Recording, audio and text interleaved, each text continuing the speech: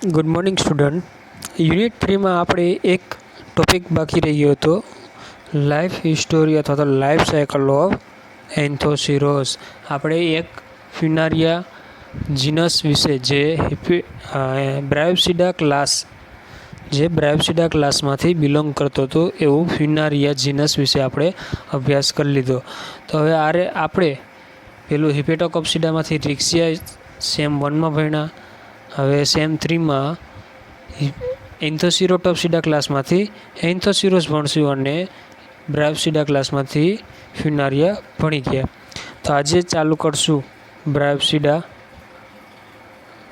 એન્થોસિરોટોપ્સિડામાંથી જીનસ એન્થોસિરોસ, જેનું external structure જોઈએ. તો એક્સટર્નલ સ્ટ્રક્ચર જેમ બ્રાયોપ્સિડા ક્લાસમાં થેલસ સ્ટ્રક્ચર જોવા મળે, જેમ ડાયાગ્રામ નંબર એ છે થેલસ સ્ટ્રક્ચર, એ રીતના હિપેટોકોપ્સિડા ક્લાસમાં જેમ લીવર આકારનું જેમ થેલોઇડ સ્ટ્રક્ચર જોવા મળતું હતું, એ જ રીતના આમાં પણ આ શેપમાં આપને થેલસ સ્ટ્રક્ચર જોવા મળશે. ચપટું 2 સપાટીવાળું થેલસ સ્ટ્રક્ચર જોવા મળશે. તો એનું એક્સટર્નલ સ્ટ્રક્ચર જોઈએ કે ભાઈ એન્થોસિરોસનું એક્સટર્નલ સ્ટ્રક્ચર કેવું જોવા મળે. તો ગેમેટ્રિક પ્લાન્ટ બોડી ઇઝ થેલોઇડ પ્રકારની પ્લાન્ટ બોડી જોવા મળશે, જેમાં આપણે રિક્સિયાની જોવા મળતી હતી એમ. જેમાં 2 સપાટી ડોર્સલ સપાટી અને વેન્ટ્રલ સપાટી, ઉપરની અને નીચેની એ રીતના ચપટું 2 સપાટી ધરાવતું પ્રોસ્ટ્રેટ એટલે કે જમીન ઉપર પથરાયેલું ડાર્ક ગ્રીન ઇન કલર જોવા મળશે, જે હંમેશા ડાયકોટોમસ એટલે કે આમ જેની બ્રાન્ચ હંમેશા 2 ભાગમાં વિભાજિત થતી હોય એવી ડાયકોટોમસલી બ્રાન્ચિંગ ધરાવતું પ્લાન્ટ બોડી સ્ટ્રક્ચર જોવા મળશે. આ રીતનું જનરલ બોડી સ્ટ્રક્ચર કેવું દેખાય એ. Such branching result into orbicular and semi-orbicular rosette means કે જમીનને અડકીને ગોળાકાર રીતે પથરાયેલું આ રીતના થેલસ સ્ટ્રક્ચર જોવા મળશે. ધ થેલસ ઇઝ બોલ્બોઇડ, જે આપણે ડાયાગ્રામ નંબર એમાં જોવા મળે છે એવું બોલ્બોઇડ સ્ટ્રક્ચર, ઓર પિનેટલી બ્રાન્ચડ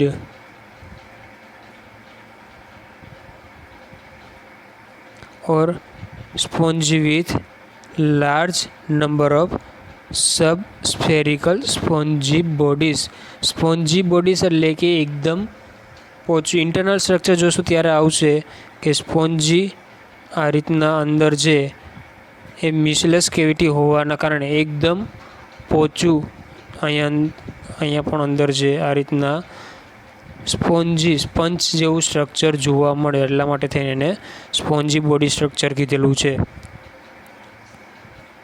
જેમાં લાર્જ નંબર ઓફ સબસ્ફેરિકલ એટલે કે અર્ધ ગોળાકાર અથવા તો ગોળાકાર એવા સ્પોન્જી બોડી લાઇક ગેમી, જેમ રિક્સિયામાં માથે ગેમા કપ જેવું સ્ટ્રક્ચર જોવા મળે, એ જ રીતના અહીંયા ઘણા બધા ગેમા કપ જેવા સ્ટ્રક્ચર પણ થેલસ સ્ટ્રક્ચરની અંદર ગેમા કપ જેવા સ્ટ્રક્ચર સરફેસ ઉપર ડોર્સલ સરફેસ એટલે કે ઉપરની સરફેસ ઉપર જોવા મળે.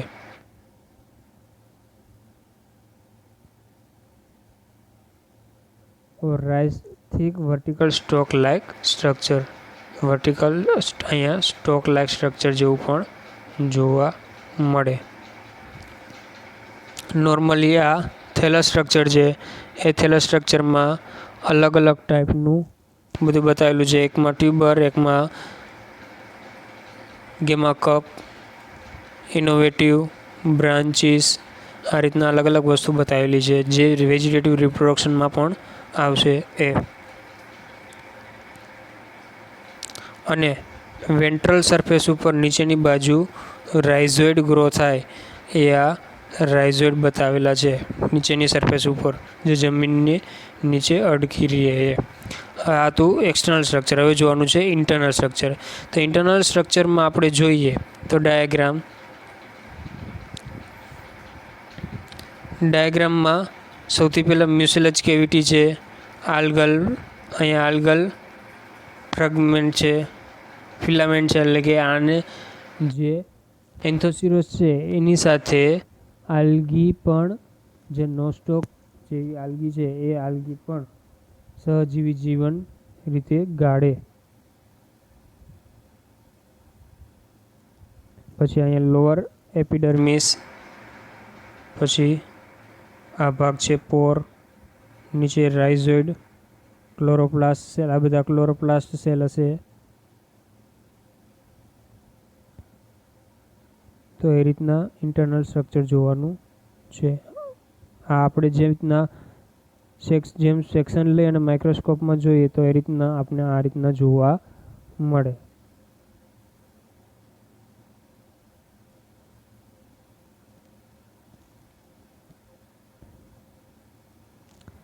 The vertical transverse section of the thallus show very simple structure. It lack any zonation, એટલે કે એમાં કોઈ પણ જાતના ઉપર એપિડર્મિસ, હાઇપોડર્મિસ, કોર્ટેક્સ એવા કોઈ પણ ઝોન પડે નહીં. સિમ્પલ સ્ટ્રક્ચર જોવા મળે.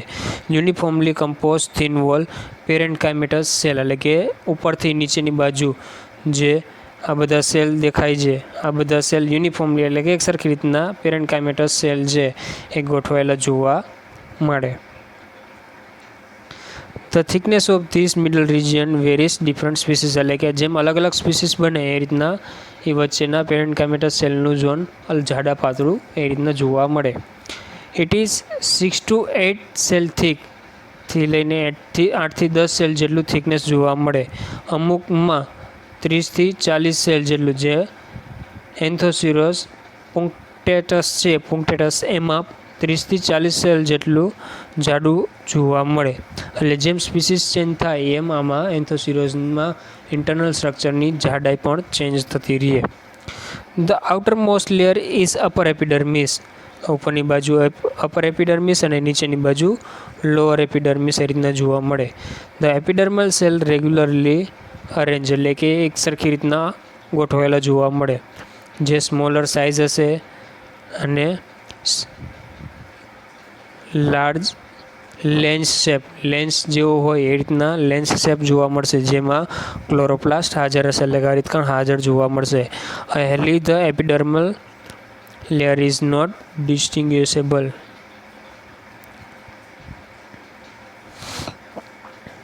Each cell of thallus containing a single large discoid or oval shaped chloroplast. Chloroplast કયા શેપનું જોવા મળે તો કે ઓવલ, અંડાકાર શેપનું જોવા મળશે, અને સિંગલ લાર્જ, એક large single Oval shape chloroplast એટલે કે હરિતકણ જોવા મળશે.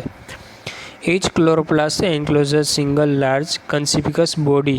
કન્સ્પિકસ એટલે કે નરી આંખે જોઈ શકાય એવો હરિતકણની એક બોડી આવેલી હશે, જેને પાયરેનોઇડ કહેવામાં આવે.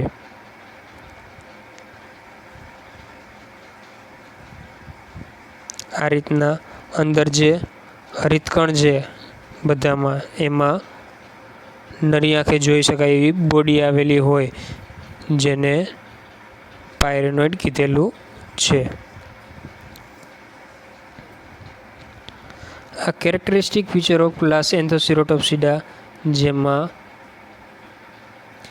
25 to 300 disc to spindle shaped bodies arranged from pyrenoid, એટલે કે 25 થી 300 જેટલી આવી ડિસ્ક છે, સ્પિન્ડલ બોડીઝ પાયરેનોઇડની, એ અરેન્જ થયેલી જોવા મળે.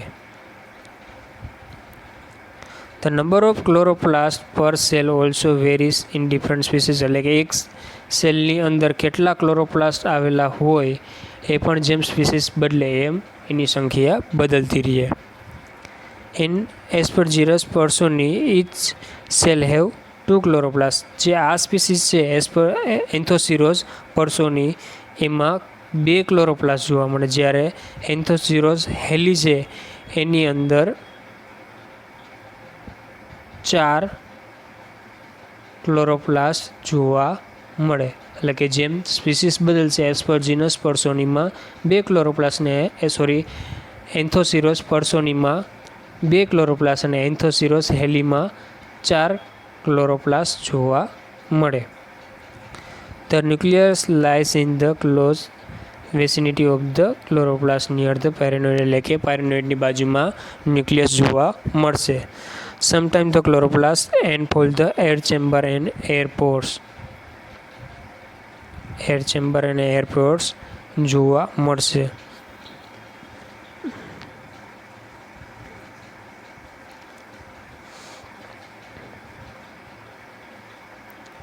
જે આ સિમ્પલ પોર છે અને આ એર પોર, આ રીતના સિમ્પલ પોર અને air Por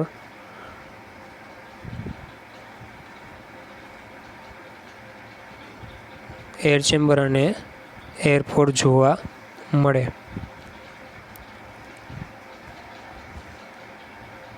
However, in a few species, intracellular cavity are present, એટલે કે intracellular સ્પેસ જોવા મળશે on the lower surface of thallus. Lower surface of thallus કોને કહેવાય? તો કે આ નીચેના બાજુ છે એ ઇન્ટ્રા સેલ્યુલર કેવિટી, એટલે કે બે સેલની વચ્ચે જગ્યા આવેલી હોય એને ઇન્ટ્રાસેલ્યુલર કેવિટી કહેવામાં આવે, જે થેલસના નીચેના ભાગમાં જોવા મળશે.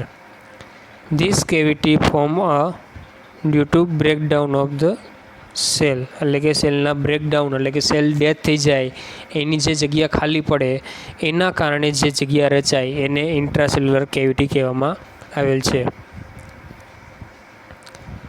ધ કેવિટીઝ આર ફિલ્ડ વિથ મ્યુસિલેજ, એટલે કે જે ખાલી પડેલી જગ્યા છે, જે સેલ ડેથ થઈ ગયેલા હોય ખાલી પડેલી જગ્યા છે એ જગ્યા મ્યુસિલેજ સબસ્ટન્સથી ભરાઈ જશે. એના કારણે થઈને એને મ્યુસિલેજ કેવિટી કહેવામાં આવે.